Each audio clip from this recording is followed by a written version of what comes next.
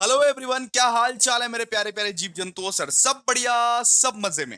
दोस्तों, आज हम लोग हिंदी का एक नया चैप्टर स्टार्ट करने वाले हैं जिसका नाम है दोस्तों संस्कृति है क्या।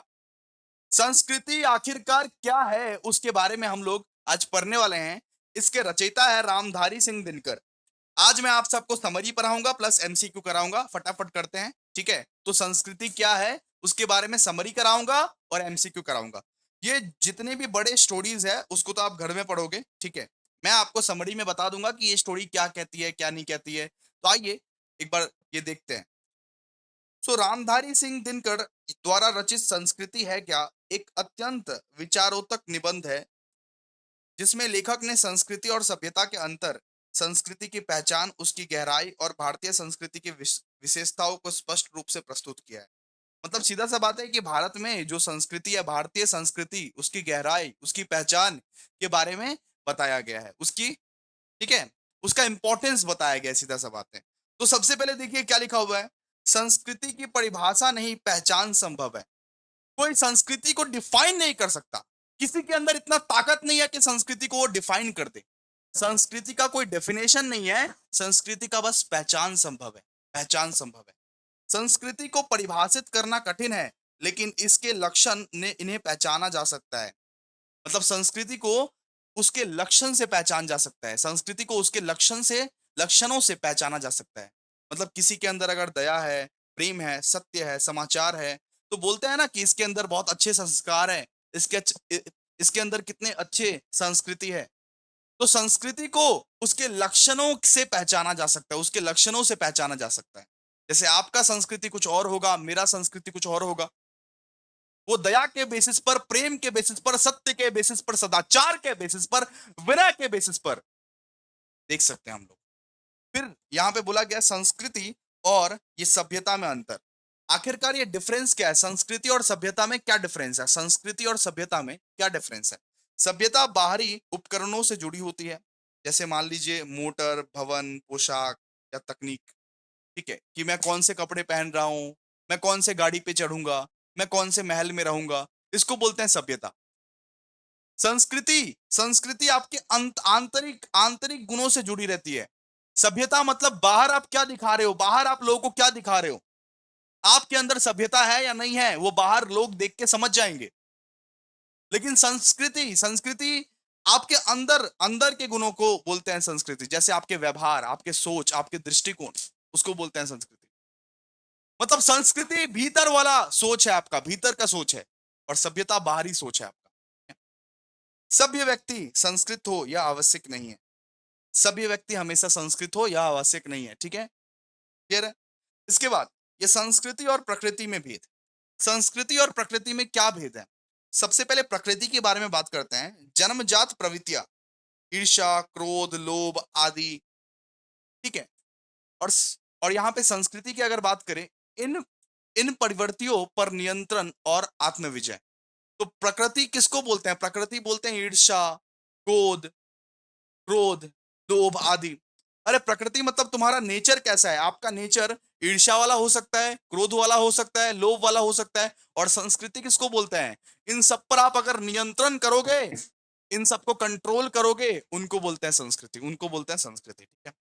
फिर संस्कृति की सूक्ष्मता और स्थायित्व, ठीक है, सूक्ष्मता और स्थायित्व। तो यह सभ्यता के अपेक्षा महीन और टिकाऊ होती है, जैसे दूध में छिपा मक्खन।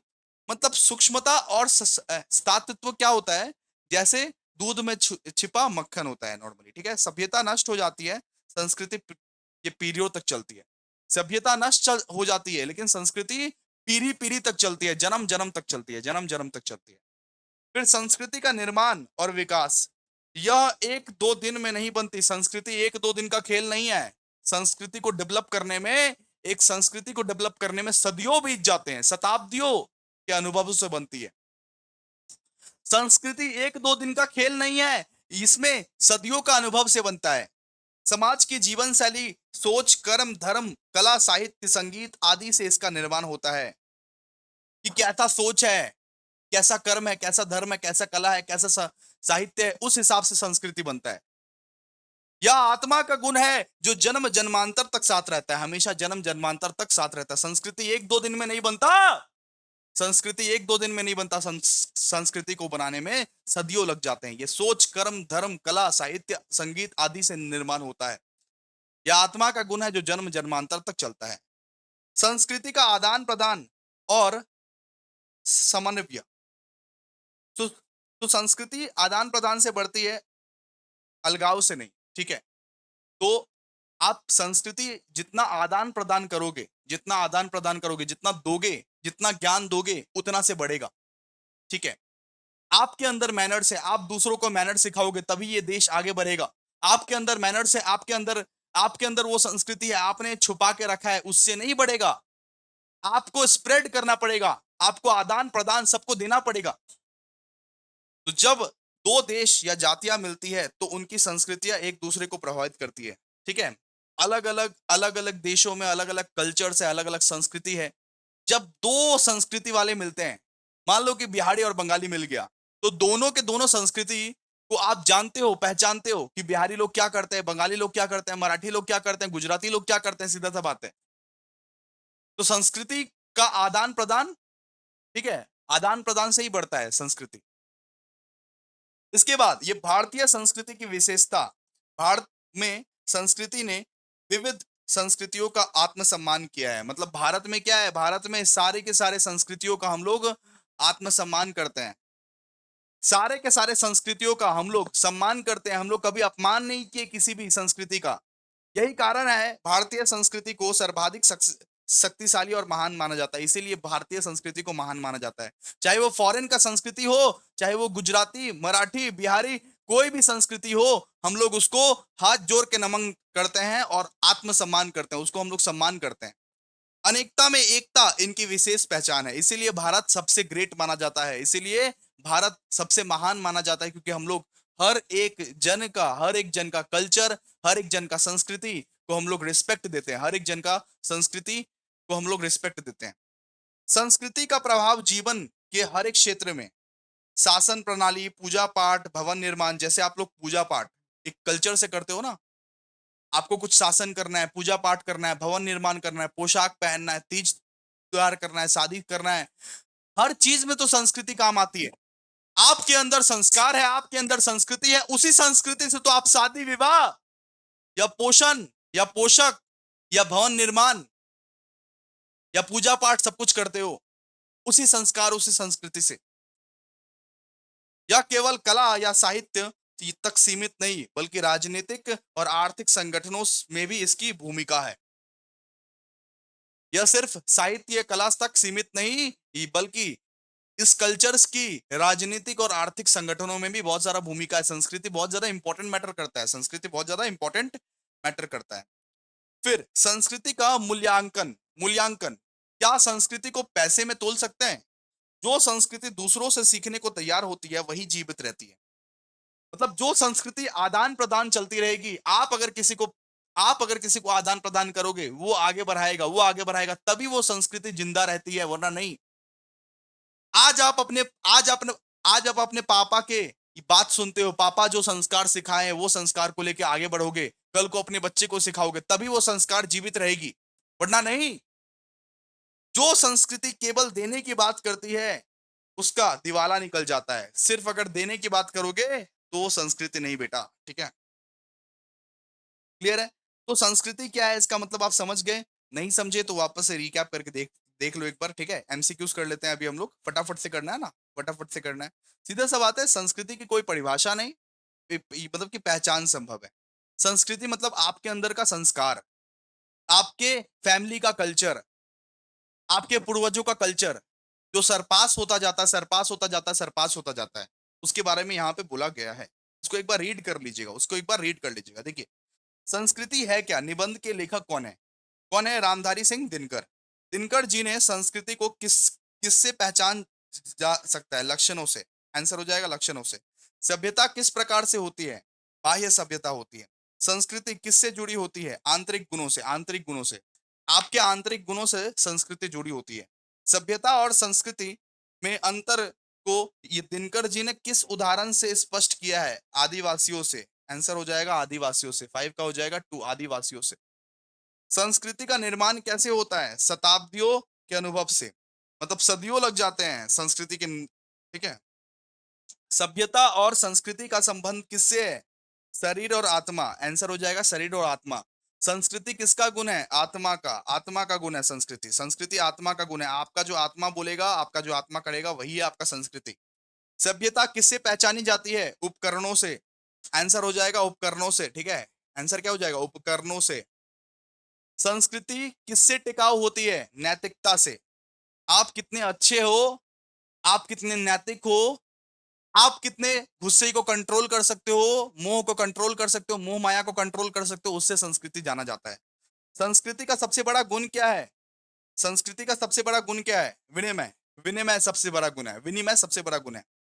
दिनकर जी के अनुसार संस्कृति किससे बढ़ती है? किससे बढ़ती है? आदान प्रदान से बढ़ती है। आदान प्रदान से। आप संस्कृति का आदान प्रदान करोगे तभी संस्कृति बढ़ती है। भारतीय संस्कृति की विशेषता क्या है? सामासिकता। आंसर हो जाएगा सामासिकता। संस्कृति का प्रभाव किन क्षेत्रों में होता है? किन क्षेत्रों में होता है संस्कृति का प्रभाव? जीवन के हर एक क्षेत्र में। जीवन के हर एक क्षेत्र में। सभ्यता किससे जुड़ी होती है? भौतिक उपकरणों से। भैया ये पीडीएफ कहाँ मिलेगा? ये पीडीएफ मिलेगा टेलीग्राम में। टेलीग्राम में बार बार आप लोगों को बोले, ये पीडीएफ कहाँ मिलेगा? टेलीग्राम में मिलेगा ये पीडीएफ। डिस्क्रिप्शन में लिंक है। डिस्क्रिप्शन में लिंक है, फटाफट से टेलीग्राम में ज्वाइन हो जाओ और ले लो पीडीएफ। संस्कृति किससे प्रभावित होती है? सामाजिक संपर्क से। सामाजिक संपर्क से संस्कृति प्रभावित होती है। दिनकर जी ने किस सभ्यता को उपभोगीवादी कहा है? उपभोगवादी किस सभ्यता को कहा है? यूरोपीय। यूरोप को उपभोगीवादी कहा है। संस्कृति का मूल्यांकन किस आधार पे होता है? ये हो जाएगा आंसर 3। समन्वय की क्षमता। समन्वय की क्षमता। संस्कृति संस्कृति किससे नष्ट होती है? किससे नष्ट होती है संस्कृति? ये हो जाएगा आंसर।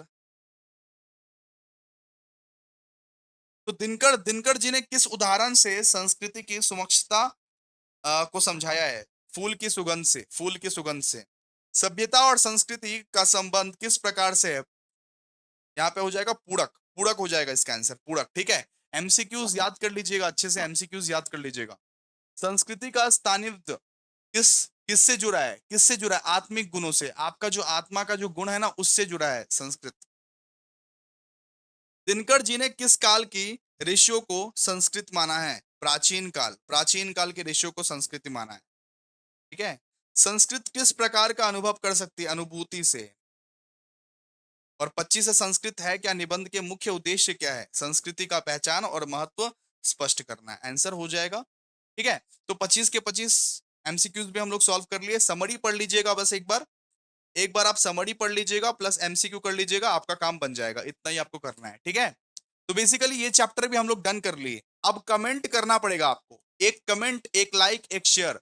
आप नहीं करते हो इसीलिए इतना लेट लेट आता है। आप बोलते हो ना कि एईसी हिंदी का लेक्चर इतना लेट क्यों आ रहा है भैया? क्योंकि आप कमेंट नहीं कर रहे हो, लाइक नहीं कर रहे हो, शेयर नहीं कर रहे हो। आप सपोर्ट दिखाओगे तब ना मैं एईसी हिंदी का लेक्चर्स लाऊंगा, बिकॉज कोई नहीं करा रहा है एईसी हिंदी। तो समझो जरा ध्यान से, आप लोग इंपॉर्टेंस को समझो। आप लोग इंपॉर्टेंस को खुद ही नहीं समझ रहे हो। मैं बोलता हूँ लाइक करने, कमेंट करने, शेयर करने, वो करते नहीं हो आप। फिर मेरा भी डिमोटिवेशन एकदम डाउन हो जाता है, मोटिवेशन। ठीक है, तो आप लोग प्लीज कमेंट करो, प्लीज एक बार कमेंट कर दो कैसा लगा कैसा नहीं लगा। उसके उसके उसके रिगार्डिंग हम लोग फिर अलग अलग लेक्चर्स लाएंगे। Thank you so much.